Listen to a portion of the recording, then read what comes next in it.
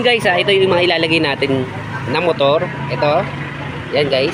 Ayan, para dito yan. Ayan. So ito ilalagay natin para dito. So pares lang naman to ng paa. So wala na tayong babaguhin dyan. So itong housing yung ilalagay ko. Kasi double purpose naman to guys. Ayan o. Meron siyang silak.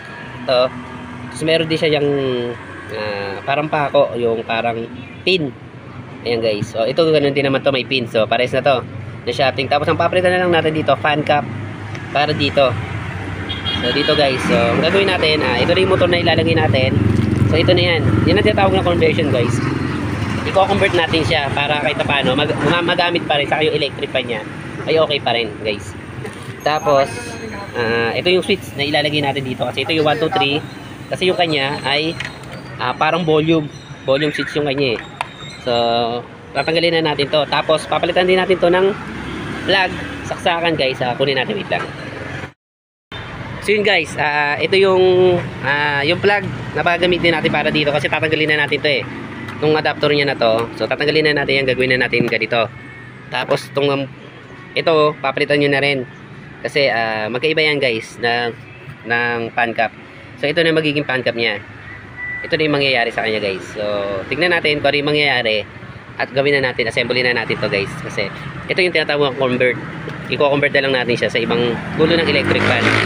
So guys, pwede sa kanya yung mga Bukoda, mga Astro, basta ganitong lata lang pwede sa kanya guys eh. Kasi yung mga ganito, hindi pwede.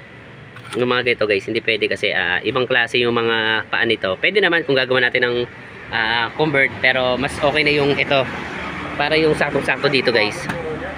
Yan, so gawin ko na to, babalikan ko kayo. Tingnan natin guys kung ano yung pwede natin gawin dito.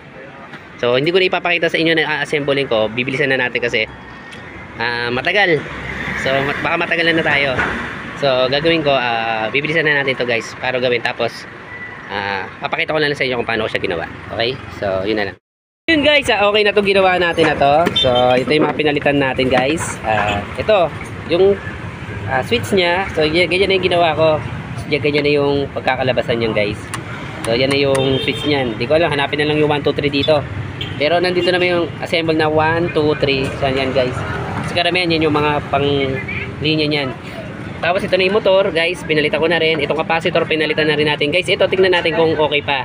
Pag hindi, kunin natin tong sa kanya. Kasi parang parehas lang naman siya ng pa-diamond. So yun guys, ito yung mga pinalitan natin na switch, motor, capacitor. Ito naman gumagana naman to guys. Saksak na natin to. Yun guys, saksak ko na to. Yun guys, umandar na agad. Yan, umandar na siya. Yan, yan siya. Umandar na siya.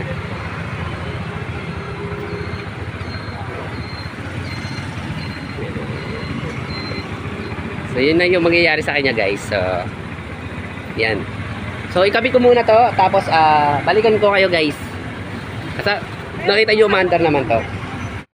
So yun guys, ginawa ko lang ng paraan to para hindi ko napalitan to. So ginawa ko lang siya ng, tinanggal ko na lang to kasi pinapakapal ng ano eh. Pag nakalagay kasi to hanggang dito lang, hindi siya pumapasok ng maayos. So hanggang dyan lang siya. Nakaganyan lang siya. Yung tinanggal natin to guys, yun, pumapasok na siya ng maayos. So yun yung gagawin natin guys. So ibubuhay ko na to. At pakita ko na lang kayo pagkatapos ito guys. So wait lang. Guys, ayan na yung mga pinalitan natin sa kanya. So yan na, okay na siya. So ginagawa na natin siya ng paraan. Okay na siya. Yan na. So ito na yung naging resulta ng conversion natin. So yung motor natin. So yun guys. Sinaksak ko na yan. So panda rin na natin. One. Oscillate. Yun. Oscillate yan guys. One.